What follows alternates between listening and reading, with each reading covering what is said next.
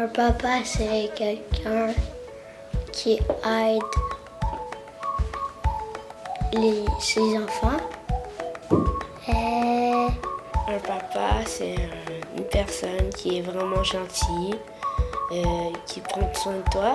Si tu as quelque chose que tu veux, ben, il te le donne pas toujours, mais il te donne la plus importante chose, de l'amour.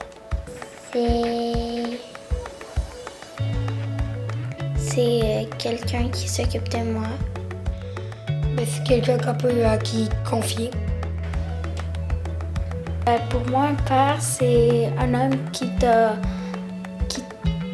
appris beaucoup de choses, comme faire du vélo et choses comme ça. Je sais pas. Un papa, c'est une personne très importante pour faire un bébé, mettons. Mon papa, c'est quelqu'un qui m'aime et qui protège ma famille. Je sais pas. Pour moi, un papa, c'est comme quelqu'un gentil, puis c'est fort. C'est quelqu'un qui m'aime. Un papa, ça joue avec ses enfants. Il t'aide pour te rendre un peu une meilleure personne et il t'éduque, puis tout ça. Ça m'aide à comprendre les choses. Ben, ça protège, puis ça prend soin de toi. Ben, ça peut travailler, ça fait des choses, ça aime les voitures des fois. Je sais pas.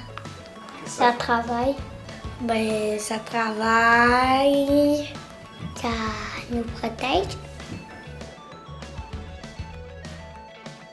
Ce que j'aime le plus de mon papa, c'est qu'il joue avec nous et qu'il prend beaucoup soin de nous.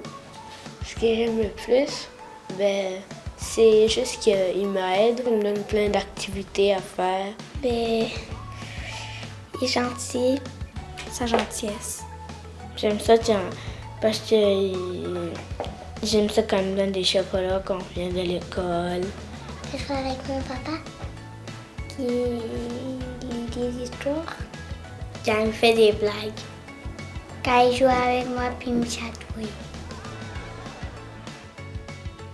Moi, je fais des fois du sport avec mon papa comme des entraînements.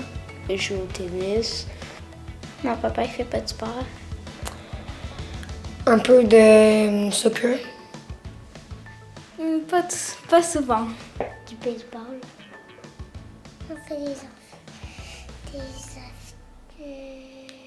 on fait du vélo ensemble.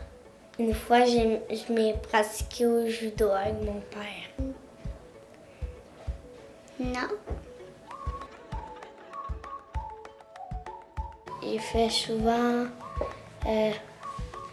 des trucs rapides à faire. Le couscous, puis du riz, du spaghetti. C'est plus ma mère qui en fait, mais des fois, mais c'est rare. Non, c'est plus ma mère. Ben oui, souvent. Oui, il fait des biscuits. Du barbecue. Des fois. Il fait des tacos. Du barbecue. Et papa. Dieu. Mon papa. Mon papa. Et Jésus. Mon père. Batman. Ça, j'en doute, mais il est fort. Non. Je pense que oui. Oui. Parce qu'il me l'a dit plusieurs fois. Ben, ça se voit. Parce qu'il me le dit souvent. Ça apparaît dans son visage. Parce qu'il me dit toujours qu'il m'aime, puis quand il me regarde, il me donne toujours un bisou sur la tête. Parce qu'il fait à manger? Ouais, il me l'a dit. Parce qu'il me l'a dit. Parce que c'est mon papa.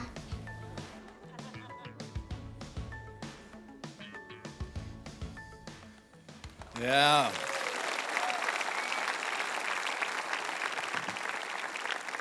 Bonne fête des pères à tous les papas Nouvelle Vie. Bonne fête des pères à ici et tous ceux qui vont regarder ce message. Nous avons à Nouvelle Vie plusieurs milliers de papas extraordinaires. Nouvelle Vie Longueuil, Nouvelle Vie La Prairie, Nueva Vida, et aussi maintenant avec des Nouvelle Vie Drummondville qui est en route. On a aussi Nouvelle Vie Sept-Îles qui télécharge des messages. Alors, on veut dire qu'il y a à Nouvelle Vie toutes sortes de papas, des centaines et centaines, milliers de papas extraordinaires qui sont là, qui sont fidèles, des pères, des grands-pères, des pères adoptifs, des pères qui sont famille d'accueil, des pères spirituels. Il y a des hommes par centaines dans ce lieu qui ont leurs enfants et au-delà de leurs enfants sont des pères spirituels pour d'autres. Et ce matin, nous voulons honorer tous les papas. Mon titre, c'est être un héros, comme on l'a vu sur la vidéo, être un héros, être un père.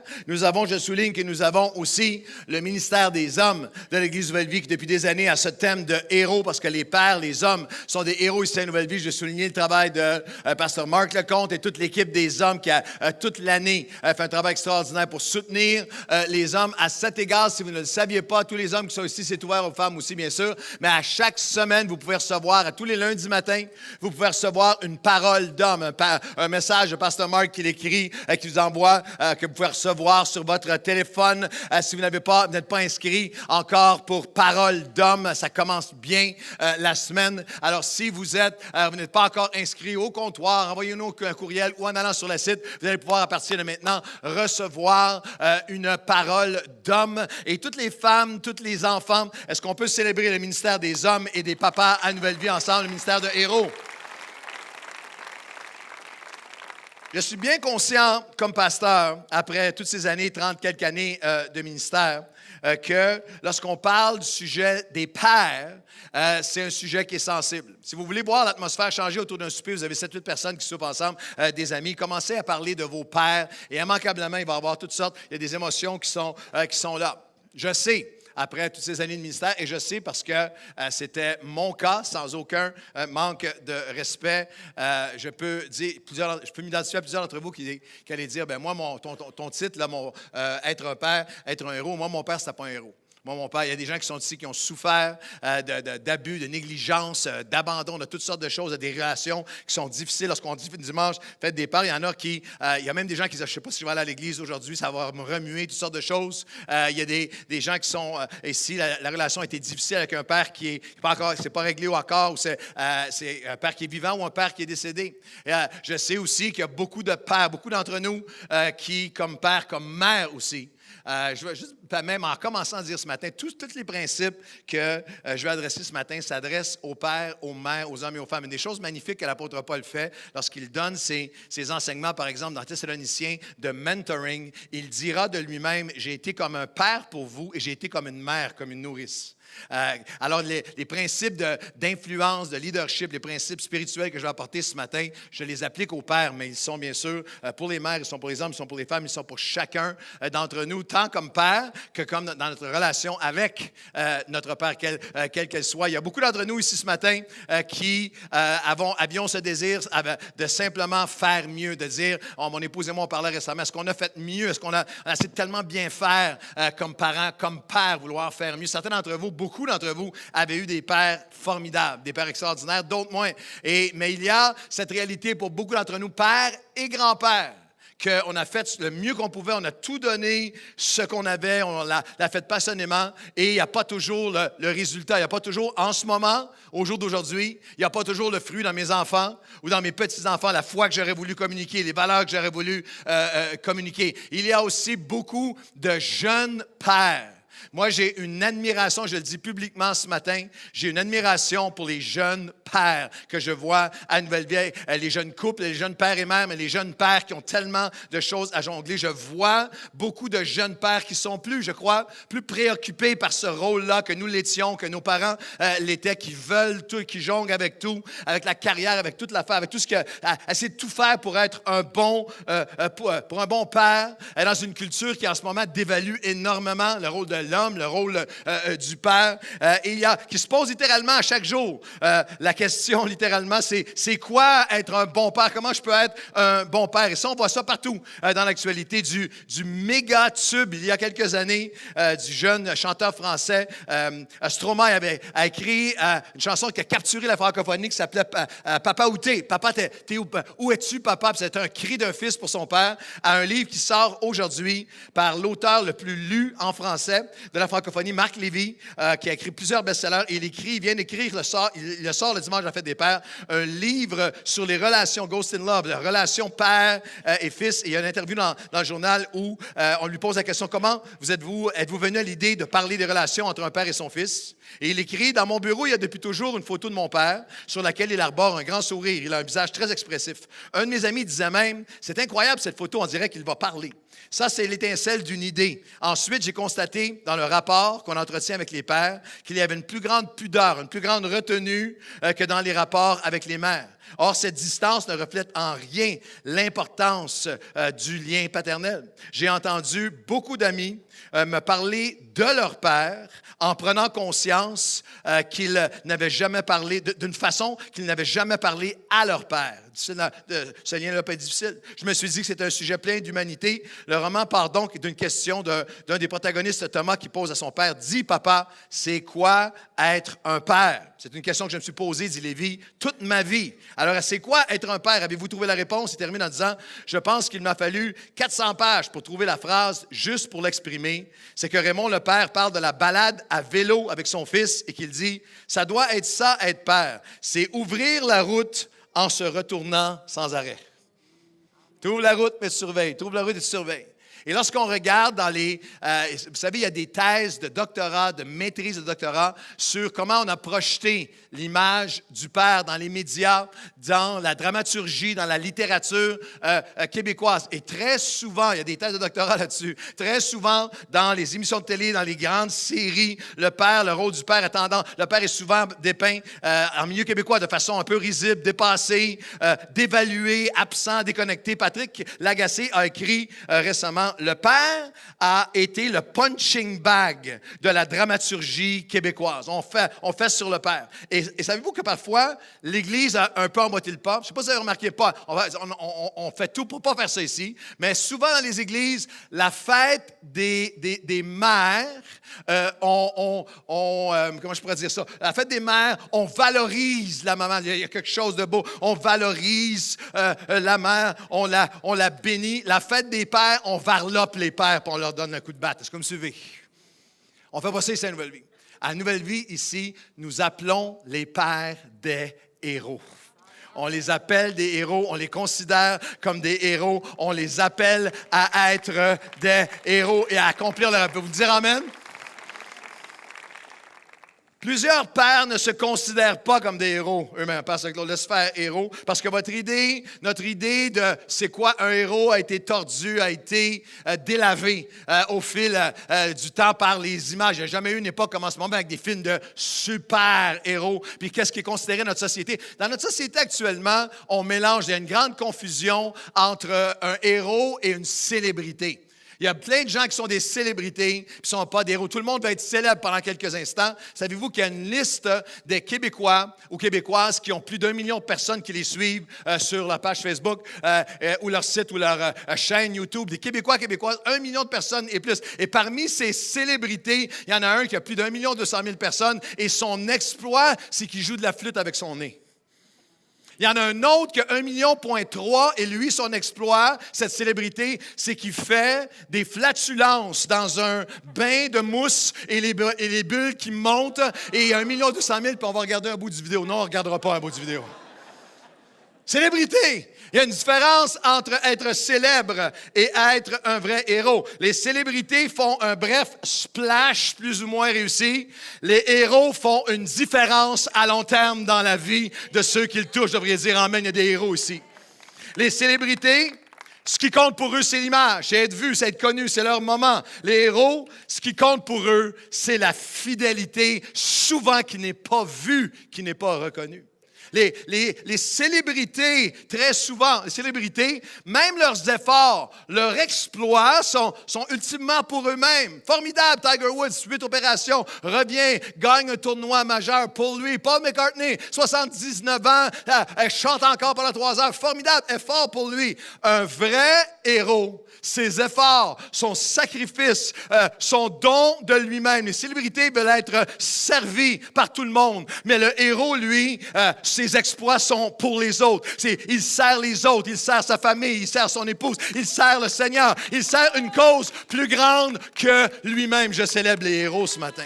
Les héros, c'est les pères. Je reprends les paroles. J'espère que vous allez les reprendre avec moi en ce dimanche de la fête des pères. Le psaume 16, 3. Les hommes de Dieu dans le pays sont mes vrais héros et sont l'objet de toute mon affection et de mon admiration. Nous célébrons les hommes de Dieu dans ce lieu ce matin. Je veux célébrer les hommes de Dieu, nouvelle vie, qui sont fidèles. Les hommes de Dieu qui sont là, qui sont fidèles, qui aiment. Les hommes de Dieu qui donnent. Les hommes de Dieu qui pardonnent, qui écoutent, qui consolent, qui combattent, qui s'accrochent, qui ne lâchent jamais. Les héros hommes de Dieu qui prennent des risques. Parce que tu ne peux pas être un héros en la jouant safe. Un homme de Dieu et un chrétien et un père héros, c'est quelqu'un qui prend des risques. Il risque de s'engager.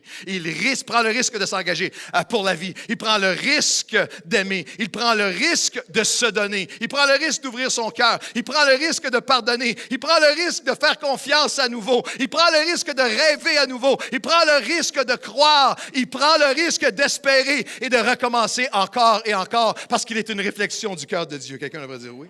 Ce matin, je célèbre les papas qui sont des héros en tant qu'Église, qui se donnent passionnément à leur maison, mais qui ont aussi un cœur pour la maison de Dieu.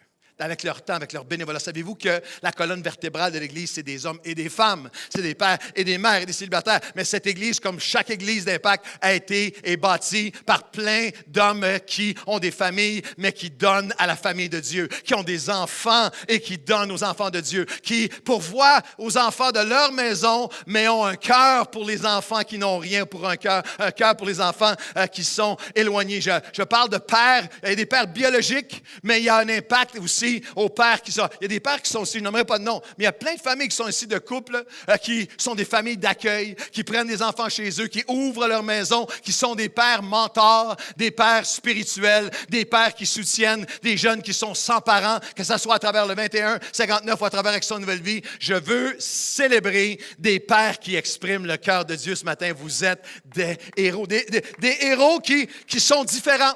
Parce que le père héros, les vrais héros n'ont pas peur d'être différents.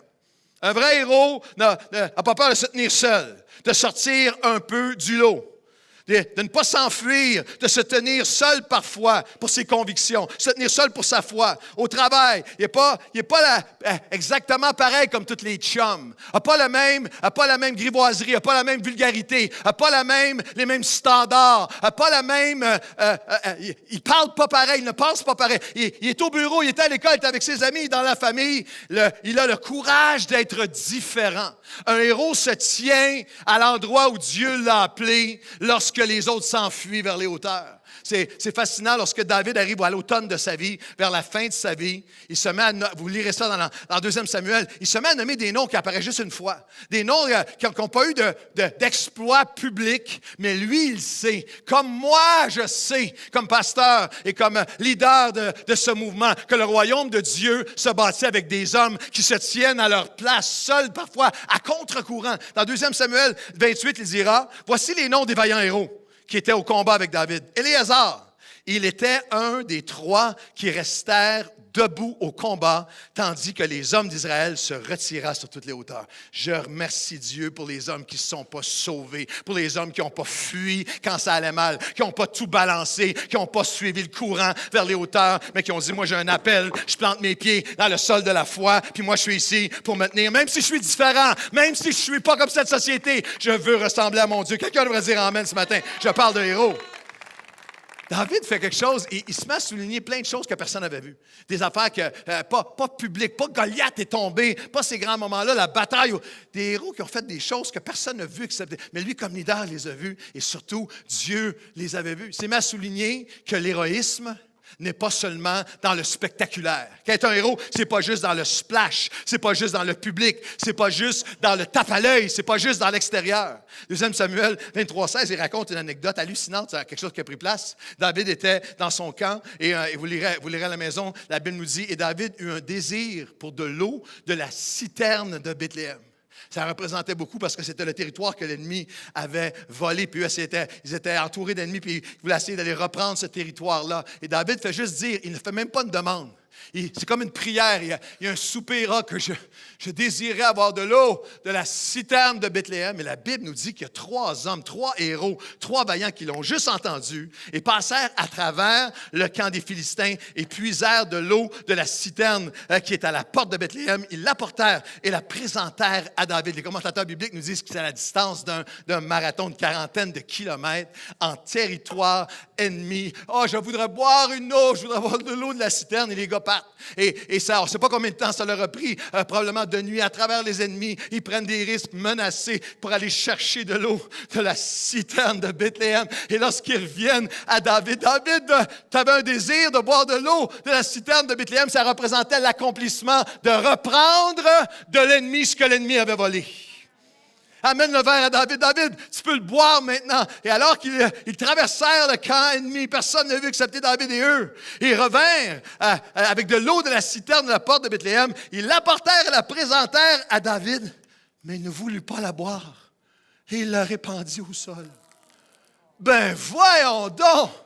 Hey! On vient de traverser le camp, on vient de risquer nos vies. Pourquoi est-ce que tu ne la bois pas? Pourquoi? Qu'est-ce que ça veut dire? Pourquoi que tu as versé, répandu et déversé l'eau? Oh, il y avait un message tellement important pour tous les héros, pour tous les pères ce matin. Pourquoi a-t-il versé l'eau? Pour honorer et célébrer les héros, ce matin, les héros, papa, qui déversent leur vie dans la vie des autres, pas seulement en parole, mais en action. Tu déverses ta vie et Dieu veut t'honorer ce matin pour rappeler à tous ceux, à tous ces héros, que leur sacrifice n'est pas insignifiant ou oublié par Dieu, que c'est précieux et compté par lui pour corriger à jamais la perception nocive et toxique que l'héroïsme, c'est seulement extérieur, c'est seulement du tape à l'œil. Non, non, non, non. Les héros sont fidèles, les héros sont droits, les héros sont intègres, alors que personne ne les voit. Et pour dire à chaque héros ce matin, même les gestes les plus petits que tu fais aux plus petits, c'est à Dieu que tu les fais. C'est devant lui, il le voit et il t'honore ce matin. Quelqu'un devrait applaudir les héros.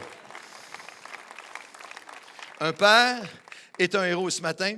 Je veux juste faire comme père imparfait et comme grand-père adoptif imparfait. J'aimerais juste vous donner quelques pensées, encore une fois, autant pour les hommes que pour les femmes, mais pour les pères ce matin, quelques pensées de coaching, de mentoring sur c'est quoi être un père, être un héros. Et le héros, le père héros, parle, quelques pensées la première, parle de ses proches à Jésus, même si parfois, même s'il traverse des saisons où sa propre foi est faible. On va regarder ensemble un texte dans un instant dans l'Évangile de Marc, et ça va être au chapitre 9. Vous avez un père, puis je trouve juste émouvant comment les choses sont les mêmes, comment est-ce qu'on s'identifie. La Bible nous dit qu'il y a un homme qui, de la foule, a dit à Jésus, je suis venu pour t'amener mon fils, pour t'amener mon enfant qui est tourmenté. Je veux juste l'amener à Jésus. Puis j'ai demandé à tous les frères de prier, j'ai demandé à tous les disciples de prier avec moi, comme toi et moi. Je vais amener mon mariage, je vais amener mes filles, mais je vais amener mes fils, je vais amener mes fils, je vais amener mes petits-enfants, je veux juste les amener à toi, à Jésus. Et ensemble, j'ai demandé à l'Église, j'ai demandé aux frères de prier avec moi parce que dans son cas, son fils était tourmenté. Il était lié. Il se faisait du mal, il en faisait aux autres. Il mettait sa vie en danger. Et le Père, là, c'est fascinant parce que le Père va parler à Jésus puis il va parler au nous. Nous avons besoin, si tu peux avoir compassion de nous, comme chaque père qui est ici, chaque mère bien sûr, mais chaque père qui est ici, que la souffrance du fils ou du petit-fils, la souffrance de la fille ou de la petite-fille, la souffrance est devenue la mienne. Il la porte littéralement, il parle au nous. Il arrive à Jésus avec son fils. Il avait été aux disciples, on a prié ensemble, mais en ce moment, la situation n'a pas changé. En ce moment, ça fait longtemps qu'on prie ensemble, mais voici au verset 21, Jésus lui demande, depuis combien de temps est-ce que cela lui arrive? Il est lié, il est captif, il se fait du mal, un esprit le tourmente. Combien de temps a-t-il que cela lui arrive? Depuis son enfance. Il n'est plus un enfant. Il parle de lui, il dit, c'est pas un enfant qui a amené Jésus, on ne sait pas quel âge qu'il avait, mais c'était depuis son enfance. Ça fait longtemps que le tourment prend place et souvent l'Esprit l'a jeté dans le feu et dans l'eau pour le faire périr.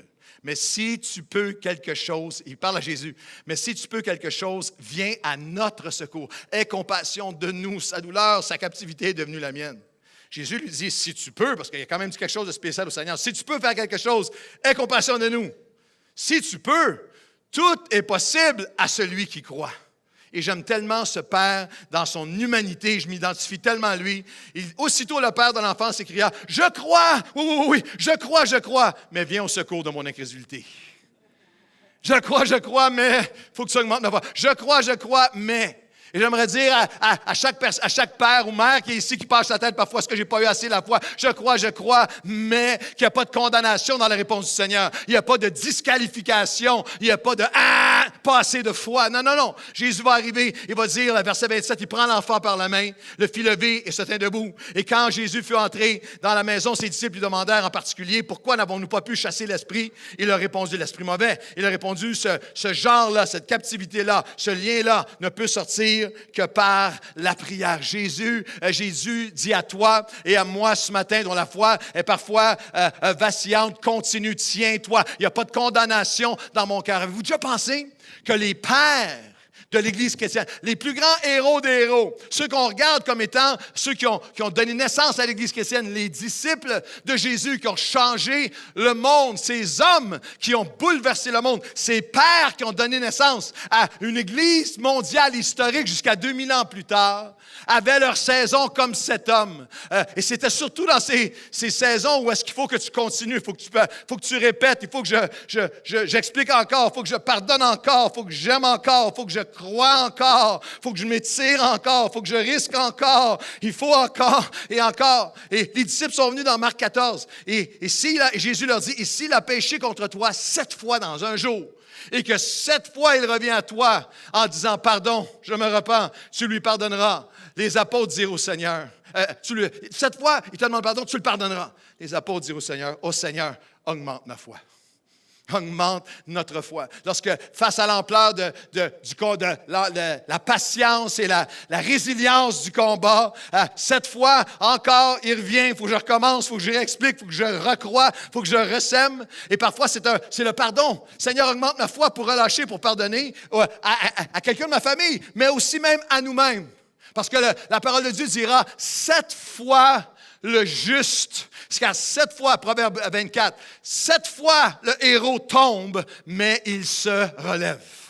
Je veux dire à un héros ce matin, lève ta tête. Tu as tombé, tu as failli, l'ennemi voudrait te culpabiliser, tu as tombé, relève-toi. Le héros n'est pas celui qui tombe pas. Chaque héros a eu des moments où est-ce que j'ai manqué, mais ce matin, je me relève par la grâce de Dieu et je vais continuer le combat. Tous les héros devraient dire Amen. Et l'apôtre Pierre, qui avait tombé et qui a été relevé, a donné l'avertissement suprême à tous les pères, à tous les héros. La seule façon dont tu ne deviendras pas une proie du lion rugissant qui cherche à te dévorer, la seule façon que tu peux lui résister, c'est en te déchargeant sur lui. Et déchargez-vous sur lui de tous vos soucis, car lui-même prend soin de vous. Soyez sobres, veillez. Votre adversaire, le diable, rôde comme un lion rugissant, cherchant qu'il dévorera. Résistez-lui avec une foi ferme, sachant que les mêmes souffrances, les mêmes combats, les mêmes poids, les mêmes soucis, les mêmes charges que vous portez sont aussi imposés à ceux qui sont dans le monde. Tous les pères portent des charges. La différence entre un père chrétien et un père non chrétien n'est pas que le père chrétien n'a pas de charge. La différence, c'est que les charges... Lorsque je priais pour les pères ce matin, toute la semaine, la première réunion, la deuxième réunion, j'étais frappé par tous les hommes qui sont ici aujourd'hui. Et si on pouvait pendant un instant voir dans leur cœur, on verrait des hommes, bien m'aider Yves, on verrait spirituellement des hommes qui sont là, courageux, des héros qui veulent avancer, qui veulent faire bien, qui veulent, mais qui portent une charge, qui portent un poids. Il charge d'un père. Puis il dit, tous les pères, même ceux qui ne connaissent pas Dieu, portent des charges. Puis si tu ne vas pas à Jésus, si tu ne te décharges pas sur lui, il faut que quelque chose vienne alléger la charge. Il faut qu'une bouteille de bière ou qu'un 5 à 7 ou un joint de cannabis ou la porno ou de m'étourdir dans quelque chose ou la dépense ou aller ailleurs, ou il faut qu'il y ait quelque chose parce qu'il y a une charge. La charge est trop grande. La charge, une charge, je porte les soucis, je porte le poids de ma famille, le poids de mon travail, le poids de mes responsabilités, le poids de mes regrets, le poids de mon couple, le poids de mes enfants, le poids de mes petits-enfants, le poids de mes enfants bébés, mes enfants ados, mes enfants. Avez-vous remarqué que tous les pasteurs experts dans l'enseignement des enfants ont tous des enfants en bas de 10 ans? C'est là qu'ils écrivent leurs livres, parce que c'est là que tout est parfait, ils ont le plan parfait. Entre 10 et 15, les principes commencent à être mis à l'épreuve. Entre 15 et 20, entre 20 et 30, la majorité d'entre nous, on n'écrit rien. On fait juste prier et dire, Seigneur, ta grâce, tes forces. Seigneur, la charge.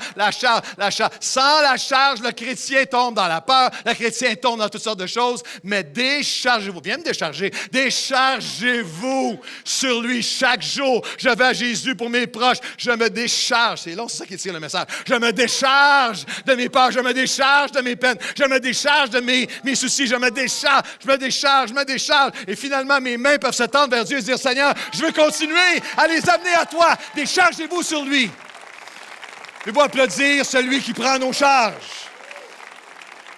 Je prends ma responsabilité, mais je me décharge sur toi. Le héros parle de ses proches à Jésus, même si la foi est faible. Le héros protège et pourvoit. Et il y met toutes ses forces et sa fidélité. Bien sûr que la maman protège. Bien sûr qu'en 2019, la maman pourvoit aussi. Pourvoit de toutes les façons possibles ensemble. Mais je parle au père ce matin. Il y a une fierté, il y a une reconnaissance qui est perdue sur la noblesse, la beauté d'un homme, d'un père, d'un vaillant héros qui protège sa maison, protège spirituellement, protège et pourvoit. Dans les héros que David mentionne encore dans 2 Samuel 23, voici les noms de vaillants héros qui étaient au service de David. Il y avait là une pièce de terre. Juste ça, c'est son terrain, c'est son lopin, c'est son lot à lui, c'est ta maison, c'est toi, c'est tes enfants, tes petits-enfants, ta famille. Il y avait là une pièce de terre. Les autres hommes fuyaient devant l'ennemi, mais Shama se plaça au milieu du camp et il le protégea. Un père pourvoit, un père protège. Il protège spirituellement, il pourvoit de toutes les façons possibles. Et là, il y a une osmose extraordinaire qui prend place. Et là, l'Éternel, il y a un Père qui protège et qui pourvoit, et l'Éternel opéra une grande victoire. Il y a des grandes victoires, des exploits publics, des Goliaths qui tombent sous les applaudissements de la foule dans les héros dans la vie de David, dont lui-même en était un. Mais David souligne ici la valeur de l'homme, du Père, qui protège et pourvoit pour sa maison, pour ses enfants, pour son champ, sa maison, la sécurité, ses enfants, la nourriture sur la table, un toit, un vêtement, des études, pour qu'ils puissent avoir la meilleure condition possible pour bien grandir, pour avoir ce que lui n'a pas eu. Le Père héros cultive des vies. Il protège et il pourvoit pour son champ. Victor Hugo a dit, il n'y a pas de mauvaise herbe. Moi, j'ai grandi avec toutes sortes de monde qui disaient à ma mère, ça c'était une mauvaise herbe. Il n'y a pas de mauvaise herbe, de mauvais homme ou de mauvaise femme, seulement de mauvais cultivateurs. Le succès, regardez bien l'osmose, le succès et le surnaturel du Père, grande victoire de la part de l'Éternel, en alliance avec la stabilité, la sécurité et les sacrifices du Père terrestre. Le Père, le succès et la surnaturelle par le Père céleste avec, en harmonie, en partenariat avec la stabilité, la sécurité et le sacrifice du Père qui est terrestre. C'est une job de vie. Je ne sais pas qui nous a planté ça dans la tête. Moi, quand on est devenus parents, Chantal et moi, lorsque je suis devenu père, je ne sais pas pourquoi on était comme conditionnés à dire, père, là, tu vas l'être jusqu'à 18 ans. Tu les amènes jusqu'à 18. Combien ont réalisé que c'est une job à vie? Il y a les enfants adultes, c'est une job à vie. Puis après ça, tu embarques dans les petits-enfants. Nous, on a adopté Patricia. Alors, c'est les enfants, c'est les petits-enfants. C'est une job à vie. Et je veux rétablir ce matin, parce que dans beaucoup de cercles chrétiens, il y a une espèce de mépris pour le père, la mère. Mais pour ça, le gars qui se lève le matin, qui va travailler et qui se donne juste pourvoir, pour protéger. Bien sûr qu'il doit pourvoir de l'amour, il pourvoit de l'affection, il doit pourvoir de l'encouragement, de la valorisation, il doit pourvoir les opportunités, il doit pourvoir toutes sortes de choses. Oui, Mais il pourvoit aussi le toit, la sécurité pour que ses enfants, son lopin de terre, puissent grandir. Et lorsqu'on sort un petit peu de la folie de l'Occident, du Québec, de l'Amérique du Nord, de l'Europe, de la surconsommation. Les pères sont continuellement à essayer de fournir plus de bébelles, plus d'affaires pour les enfants. Il n'y en a jamais assez. Un bâton de hockey à 300$, patin à 800$, cours de ci, cours de ça, un autre bébelle, un iPhone 19, une autre affaire, une autre chose. Je ne peux pas vivre sans. Lorsque tu vas dans différents pays, comme moi, je suis allé au-dessus de 45 pays. Lorsque ici même à Longueuil, tu rencontres semaine après semaine au 21 des filles et des garçons qui n'ont rien eu. Que lorsqu'ils se couchent dans un lit, c'est la première fois que c'est leur lit. Je vais m'arrêter pour dire au Père qui pourvoit, ce que tu fais est honorable, ce que tu fais est beau, ce que tu fais est spirituel et ce que tu fais est important. Quelqu'un devrait dire amen. L'apôtre Paul, le père spirituel de Timothée, l'apôtre par excellence, mais un père spirituel, lorsqu'il enseigne son fils Timothée, son fils dans la foi, et le fils doit maintenant enseigner l'Église, il leur dit, déclare-là ces choses. Et à la première réunion, personne n'a dit amen lorsque j'ai lu ça, et c'est très vrai et puissant. Déclare-là ces choses. Si un père n'a pas soin des siens, et principalement de ceux de sa famille, il a renié la foi, puis il est pire qu'un infidèle. Dans certains cercles, il y a des hommes qui courent partout pour toutes sortes d'affaires spirituelles. Puis lorsque tu te mets à leur parler, négligent leur maison, leur famille, ont quitté, leurs femmes ne payent pas de pension, toutes sortes de choses, puis sont là à prophétiser dans l'Église. J'aimerais dire quelque chose. La paresse est un péché. Ta provision et ta protection sont une preuve de ta foi. Ton travail est ton témoignage. Et tes mains sont un ministère. Quelqu'un devrait dire amen. L'apôtre Paul en fait un point d'honneur pour lui-même. Lui, l'apôtre, le prédicateur, l'enseignant, l'érudit, celui qui a communiqué l'Évangile. Vous savez, vous aussi, que nous avons été pour chacun de vous ce qu'un père est pour des enfants. Vous savez comment vous-même, mes mains, ces mains ont pourvu à mes besoins et les personnes qui étaient autour de moi. Je vous ai montré de toute manière que c'est en travaillant qu'il faut soutenir les faibles et se rappeler les paroles du Seigneur qui a dit « Il y a plus de bonheur à donner qu'à recevoir ». Le Père doit réaliser ce matin que ses mains sont reconnues comme un ministère devant Dieu. Il le reprend dans Thessaloniciens. Nous exhortons les pères à mettre votre honneur, de faire de vos maisons des lieux paisibles où on se sent en sécurité, à vous occuper de vos propres affaires et à travailler de vos mains, comme nous vous l'avons enseigné. Alors ce matin, je veux faire de ce dimanche de la fête des pères un dimanche où nous honorons. Je veux honorer tous les hommes et les femmes dans ce lieu qui travaillent de leurs mains avec amour et persévérance, se lèvent tôt, se couchent tard pour pourvoir à leur famille. Je veux honorer les hommes et les femmes et les pères qui gagnent leur vie et le fruit du travail de leurs mains choisissent d'en prendre, qui ont travaillé si fort, choisissent à chaque semaine d'en prendre une portion pour l'œuvre de Dieu afin que d'autres fils et filles puissent être aidés. Je veux honorer ensemble, je veux dire à chaque fils qui est ici, chaque fille qui est ici, quel que soit ton âge, quels que soient les enjeux, ton papa, ta maman ont simplement pourvu pour toi. Arrête-toi un moment ce matin pour dire merci. Arrête-toi ce matin pour dire ce que je suis est aussi à cause de papa, de maman. Ils ont protégé et ils ont pourvu. Et je peux te dire autre chose. Je peux te dire à tous les garçons et les filles qui sont ici, tu ne sais même pas de quoi tous tes parents t'ont protégé. Tu ne sais même pas tout ce que ton père a porté. Tu ne sais même pas comment il a souffert en silence, puis il t'a protégé. Alors ce matin, nous honorons les pères qui pourvoient, les mères qui pourvoient et qui protègent au nom de Jésus. Être un père, être un héros. Le héros parle de ses proches à Jésus. Même si sa foi est faible, il se décharge sur lui. Le héros protège et pourvoit. Il y met toute sa force et sa fidélité. Le héros est patient. Il porte et refuse de pleurer sur ce qui, avec Dieu, n'est pas final. Jacob avait plusieurs fils. Mais dans son âge un peu plus avancé, il a eu un fils, Joseph, qu'il aimait d'un amour particulier, une affection particulière. Les commentateurs, les historiens débattent à savoir est-ce que Jacob a manqué de sagesse dans sa gestion de son affection pour un fils par rapport à ses autres fils. Et possiblement, il était imparfait comme vous et moi étaient parfaits. Mais il aimait son fils Joseph, et Joseph avait une marque sur sa vie particulière, un appel particulier que le père reconnaissait. Et le père a mis un manteau sur ses épaules, le manteau de plusieurs couleurs, un manteau qui représentait sa destinée. Et le fils Joseph, même à un jeune âge, avait des songes, une vision de la part de Dieu. Lui aussi, sans aucun doute, manquait de sagesse parce qu'il a ses 11 frères et Et Joseph prenait plaisir à raconter à ses frères ses visions. Il arrivait à ses frères, par exemple, vous lirez ça dans la Genèse, il arrivait à ses frères, puis un jour, puis il a dit, « Hey, les gars, hey, les frérots, c'est le plus petit en plus. » Il disait à tous ses frères aînés, « Hey, j'ai eu un rêve, c'est malade. On avait chacun notre gerbe, puis toutes vos gerbes, là, se sont prosternées devant la mienne. » Gloire à Dieu. D'autres rêves du même genre, ses frères le prirent en aversion. Plusieurs millénaires plus tard, il est possible, pas seulement possible, il est douloureux à l'intérieur de même famille.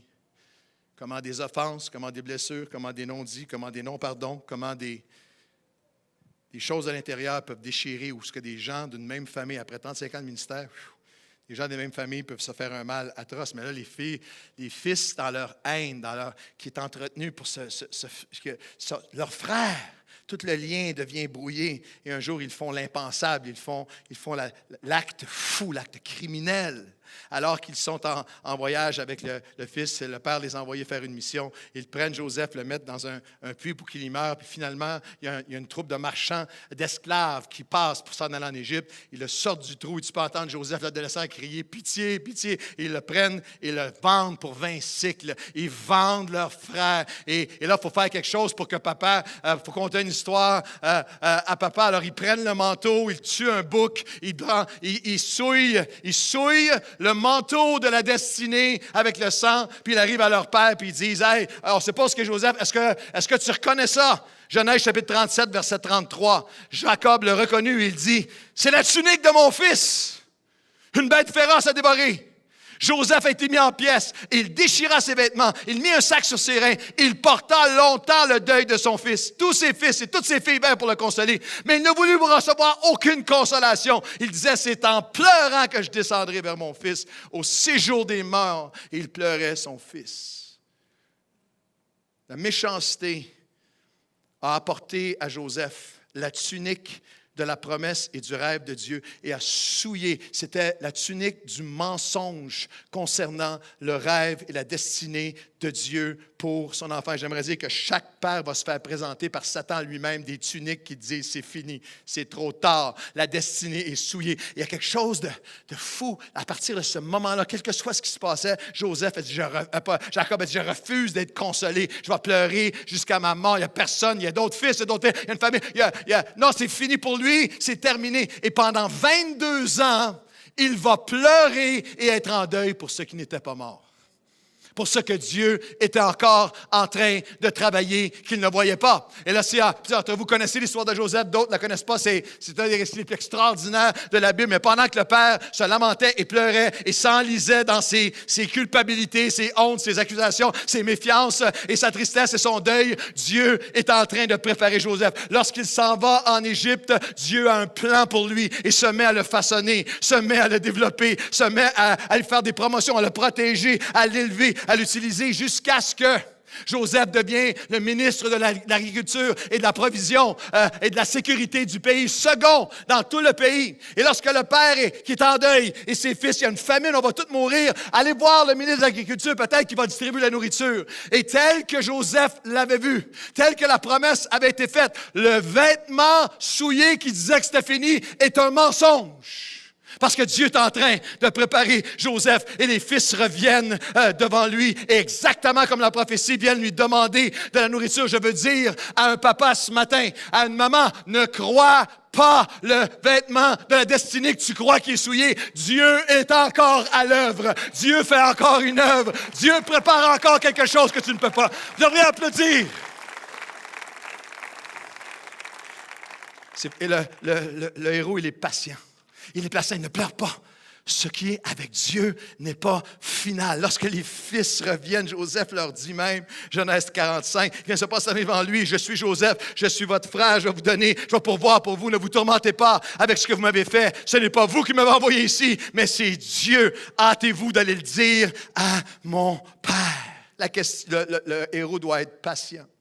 Est-ce que tu pleures, papa? Est-ce que tu pleures? Est-ce que tu te condamnes? Est-ce que tu te culpabilises? Est-ce que tu blâmes d'autres? Est-ce que tu as abandonné, tu t'empoisonnes la vie pour quelque chose que tu crois mort, mais que Dieu peut ressusciter? où Dieu agit. Joseph établit ses frères lorsqu'ils reviennent. C'est un moment hallucinant. Il revient avec les frères. Et le père, il leur donne une propriété dans la meilleure partie du pays. Joseph fournit du pain à son père et à ses frères et à toute la famille de son père. Je dirais de cette façon, le héros est patient même lorsque la fête tarde. Un homme avait 2 fils. Le plus jeune, c'est à son père. « Donne-moi la portion qui m'appartient. » Ça fait partie de la vie d'un père et d'un grand-père d'entendre son fils, sa fille, d'entendre des gens que tu t'as donné tous tes enfants, ta chair, que tu as donné toute ta vie, te dire des choses que tu n'aurais jamais imaginé qu'ils diraient. « Donne-moi ce qui m'appartient. » Et le père, comme toi, comme moi, qui ne peut pas imposer ses valeurs, qui ne peut pas l'empêcher, qui ne peut pas le protéger du mal qui va aller se faire, le voir partir. Et tout ce que le père entend, on ne sait pas la durée du temps. Pour Jacob, 22 ans, et lui s'est tourmenté. Et on ne sait pas tout, mais les échos du père, il y a tout le cœur, là. La peur, la colère, la culpabilité, la honte. On a des mots qui sortent, débauche, gaspiller, prostitution, avec les prostituées. Il a tout dilapidé. Il est avec dans une porcherie. Il est avec des pourceaux. Je ne peux pas rien faire, mais il y a quelque chose de magnifique. On compte toujours cette histoire-là comme si, ah oui, parce que l'autre, tu parles de la parabole du fils prodigue. Non, je parle de la parabole du père patient. Parce que vous comprenez que cette parabole est une parabole sur Dieu le Père. Que pendant qu'on était loin, pendant qu'on courait loin, pendant qu'on le refusait, pendant qu'on le méprisait, lui était là et attendait avec ses bras ouverts, était prêt à nous reprendre et à nous restaurer. Vous devriez applaudir Dieu qu'alors que vous étiez loin, il est encore là.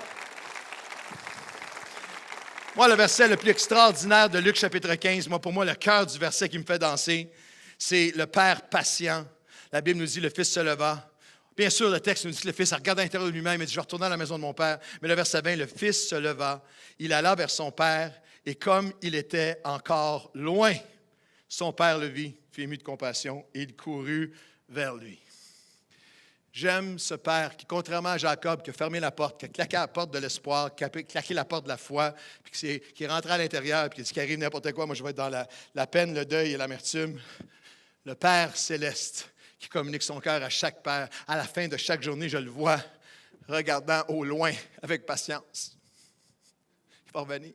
Mon fils va revenir, je le sais, qu'il va revenir. Je veux être ce père qui ne claque jamais la porte de l'espoir, la porte de la foi, la porte du retour, et qui va être là avec des bras ouverts pour accueillir l'accomplissement de la promesse de Dieu. Quelqu'un devrait dire amen. Je termine avec ceci. Être un père, être un héros. Le héros prononce des paroles prophétiques. Il arrête le cycle de souffrance, des souffrances passées, pour le futur que Dieu prépare. Pasteur Claude, tant beurre et paix à matin. Appelle-moi pas prophète, quand même. Je suis un père. Tu sais, j'essaie juste de passer à travers. Écoute, même des fois, Pasteur Claude, là, au bureau, là, ça se met à parler des choses spirituelles. J'aurais vraiment une chance de parler, puis je ne parle même pas. Fait que laisse faire prophète, laisse faire. Moi, je suis juste un père. Tu es appelé à être un père. Tu es appelé à être un héros qui prie et qui va à Jésus, qui n'arrête jamais d'aller à Jésus pour ce que Dieu t'a confié.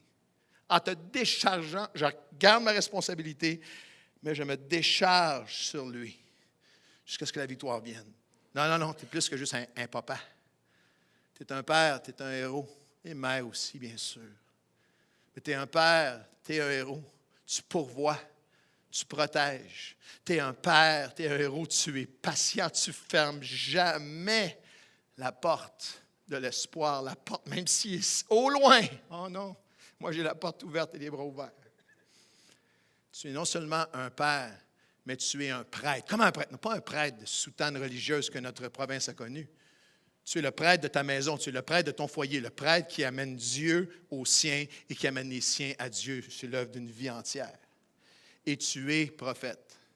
Pas prophète bizarre, prophète, je reçois des paroles de la part de Dieu que je vais dire à mon épouse, à mes enfants, de l'abondance du cœur que Dieu va avoir renouvelé. Des paroles qui me surprendront moi-même, des paroles qui sembleront en contradiction avec la réalité de ce que je vis, mais des paroles qui sont inspirées de Dieu. Et je parle selon la vie. Et le dernier texte de l'avant-midi est un texte magnifique où vous avez encore une fois un père et une mère. Genèse 35, ils partirent de Béthel, il y avait encore une certaine distance jusqu'à Ephrata. Lorsque Rachel accoucha, Elle eut un accouchement pénible et pendant des douleurs de l'enfantement, la sage-femme lui dit, « Ne crains pas, tu vas avoir un fils. » Mais comme elle allait rendre l'âme car elle était mourante, elle est morte en donnant naissance. Tellement de souffrance, une vie de souffrance, et elle donne naissance dans la souffrance, et elle donne le nom à son fils. Elle dit, « Toi, je meurs dans la souffrance et tu vas t'appeler Ben-Oni, le fils de ma tristesse, le fils de mes larmes. Voici ce qui sera sur toi, fils de mes larmes, fils de ma tristesse, fils de ma souffrance. » Mais le père dit non, il ne s'appellera pas Ben-Oni. Il ne s'appellera pas le fils de la souffrance. Il va s'appeler Benjamin, le fils de la main droite. Le fils de la main de Dieu. Le fils de la main droite. Le psaume 80 dira, « Ta main droite, Seigneur, sera sur le fils que tu as choisi. » Il ne sera pas. Et comme père, nous avons non seulement cet appel, mais par la grâce de Dieu, cette capacité, c'est humain de charger, c'est humain pour des pères, pour des mères de charger nos enfants avec la souffrance et le poids de ce qu'on a vécu. Mais par la grâce de Dieu, le héros, l'héroïne, le père, la mère, mais le héros prononce des paroles, tu dis non, tu ne seras pas Ben-Oni, tu ne seras pas le fils de la souffrance, tu seras le fils qui va marcher sous la main de Dieu et Dieu va se servir de toi. Et de la lignée de celui qu'elle avait appelé le fils de la souffrance, de la lignée de Benjamin, vous avez le premier roi d'Israël. De la lignée de Benjamin, vous avez Esther qui a libéré les captifs. De la lignée de Benjamin, vous avez Saul de Tarse qui est devenu l'apôtre Paul, qui est devenu un apôtre dans les nations. Je dis à chacun qui a besoin de l'entendre, papa, nous allons refuser les Ben-Oni et prononcer des paroles de Benjamin. La main droite de Dieu sera sur nos enfants pour renverser le passé vers le futur de Dieu. Ouais, quand même, parce que Claude, c'est Ben-Oni, Benjamin, c'est quand même, c'est beau, là, mais, wow, Ancien Testament, là, des millénaires. Mais non, on a un Benjamin, on a des Benjamins ici. Nous avons des Benjamins en 2019. On va regarder en terminant un court vidéo d'un de nos Benjamins, Benjamin Aguila, qui avait un Ben-Oni sur sa vie, qui avait un poids sur sa vie, avait une terrible attaque de cancer sur son fils, mais la main de la maladie, la main de la mort, la main de ce qui terrorise a été poussée, tassée par la main de Dieu. Je dis à tout le monde qui porte un Ben-Oni, à papa et à maman, nous sommes le Dieu qui dit, je vais te donner un cœur, des paroles, une foi, une intervention de moi pour que la main de la douleur soit tassée, pour que la main droite de Dieu vienne donner victoire et guérison dans le nom de Jésus, que tous les Benjamins disent Amen et Amen et Amen. On regarde ensemble et on va à la prière. On aurait pu tomber, mon bébé.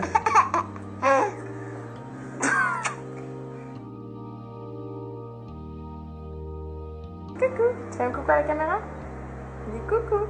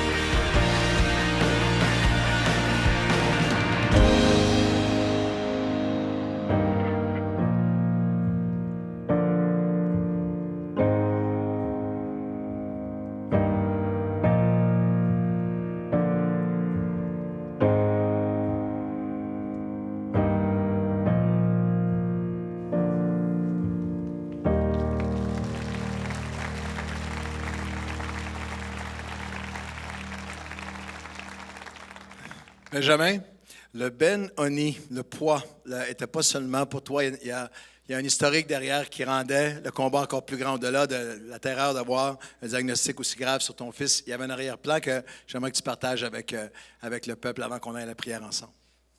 Oui, en fait, entre l'âge de... Est-ce que ça marche? Entre l'âge de 15 et 25 ans, quand j'avais 15 et 25 ans, mes parents ont traversé en tout 7 fois le cancer. Ma maman était atteinte 3 fois du cancer, mon papa 4 fois. C'était des gens de foi, des gens chrétiens, mais c'était 7 annonces de diagnostic, 7 fois des traitements, des opérations, des Noëls à l'hôpital, des anniversaires à l'hôpital. Ma maman est une femme de foi, mais je l'ai vue sombrer dans une dépression. Mon papa qui tenait le coup. Au décès de ma mère, j'ai vu mon père lui aussi sombrer. Puis il y avait vraiment quelque chose de très, très lourd. Oui, il y avait la foi, mais il y avait vraiment une ambiance c'était difficile, c'était lourd à porter. Quand tu es venu au Québec, pour toi, pour tes études, c'était un nouveau départ aussi à ce moment-là. Ouais, ça pour moi, c'était OK. En plus, je suis venu ici à l'église. Tout pour moi voulait dire, regarde, c'est une vie nouvelle, je commence quelque chose de nouveau. Il y a eu une douleur en arrière, mais maintenant, on commence quelque chose de nouveau. C'est ici que j'ai rencontré ma femme. On s'est mariés, on a eu un premier bébé. Puis pour moi, la vie commençait. Et puis à l'âge de 30 ans, alors que mon garçon était en parfaite santé, on m'a annoncé un diagnostic de cancer pour mon bébé. Puis c'est comme si toute la peine que je pensais qui était en arrière est vraiment revenue sur moi, puis multipliée fois 100. Et vous étiez là, le jour où est-ce qu'on a annoncé le cancer du rhume. Puis j'avais vraiment le feeling, comme la scène de Jacob, qui disait « Laissez-moi pleurer, je vais mourir en pleurant ». Vraiment l'impression que cette peine-là allait m'écraser. Qu'est-ce que le Seigneur a fait? Comment le Seigneur a poussé la main de Benoni pour arriver à ce que sa main droite te relève?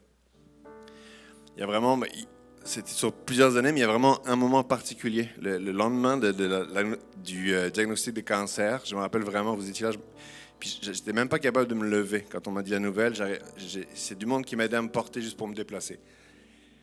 Vraiment le feeling qu'il y a quelque chose qui est mort en moi. Et puis je suis rentré chez nous, j'ai foncé à la maison, je suis rentré chez nous faire mes valises, puis je me suis effondré par terre. Puis la meilleure façon que je peux vous dire, il y a vraiment une force qui m'a relevé, qui venait pas de moi. Et puis vraiment des paroles qui venaient sur mon cœur, j'entendais pas une voix dit, mais vraiment des paroles de « je vais combattre pour vous. Je suis ton père, je suis ton Dieu, je vais combattre pour vous.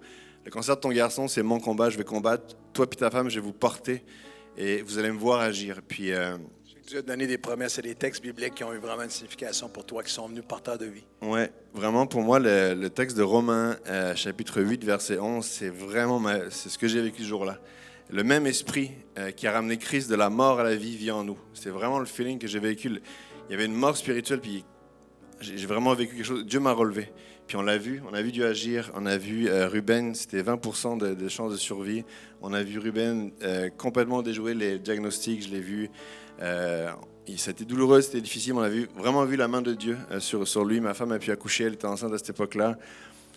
Par la suite, on s'est parlé tous les deux, puis vous avez vu quelque chose. On a parlé ensemble, on a partagé ensemble, puis vous m'avez appelé à venir ici, puis je sentais vraiment que c'était le temps de Dieu pour démarrer le ministère. Et qu'il y avait vraiment, à travers cette douleur-là, quelque chose de beau qui émergeait. J'ai travaillé avec vous, puis c'était le privilège de pouvoir servir le Seigneur ensemble, puis quelque chose de beau. Mais j'ai aussi découvert la suite du verset. Romains chapitre 8, verset 11. La suite du verset, c'est « Et si vous voulez vivre, vous allez devoir laisser l'Esprit de Dieu mettre à mort ce qui est mal en vous. » Puis c'est fort parce que juste avant, l'Esprit de Dieu nous ramène à la vie, mais juste après, c'est l'Esprit de Dieu qui doit mettre des choses mortes en vous. Puis ces années de douleur, ces années d'épreuves, ça a amené beaucoup de séquelles, de dégâts en moi. Puis principalement, il y avait vraiment une colère, une rage en moi terrible. Je pouvais vraiment, vraiment m'emporter. Difficulté à gérer mes émotions, difficulté à... Puis ça fait des années qu'on travaille ensemble, fait que vous m'avez vu dans les hauts puis dans les bas, je vous apprends rien. Mais vraiment quelque chose de... Puis ça a été très difficile pour notre mariage aussi, après la maladie, pour mon épouse, toute cette colère-là qui était emmagasinée. Puis j'avais vraiment le feeling, Dieu me disait maintenant, Ben, si tu veux vivre, oui, je vais donner ma vie, mais si tu veux vivre, il faut que tu me laisses, il faut que tu laisses mon esprit mettre à mort ce qui est mal en toi, le péché. Et c'est ma prière tous les jours, c'est mon témoignage, Seigneur, ce qui est mort en moi, ramène-le à la vie. Et Seigneur, ce qui est mal en moi, amène-le à la mort. Et aujourd'hui, son nom n'est pas Ben Oni, son nom est Benjamin, le fils de la main droite avec son épouse Anne-Marie, leurs 3 garçons en parfaite santé. Est-ce qu'on peut applaudir ensemble la grâce, la bonté de Dieu? Mieux que ça, tout le monde debout, on se lève ensemble. Est-ce qu'on peut donner une ovation au Seigneur ensemble ce matin? Allez, allez. Voulez-vous ovationner le Seigneur? Dans les dernières minutes ce matin, je vais inviter tous les papas. On va chanter la promesse de Dieu, mais je veux prendre un moment. On n'est pas à 5 minutes près. Je vais demander à tous les parents, tous les pères, de vous avancer. Je vais avoir le privilège de prier pour vous. Je peux-tu demander à tous les pères tout de suite de venir? Voulez-vous venir, les papas? On veut terminer avec tous les pères Nouvelle Vie en avant, les grands-pères. Voulez-vous vous approcher? Et tous ceux, pendant qu'ils s'approchent, venez vite les gars, courez jusqu'en avant. Et pendant qu'ils s'approchent, tous ceux qui sont en arrière, est-ce qu'on peut donner une ovation à nos héros ce matin? Pas vraiment là.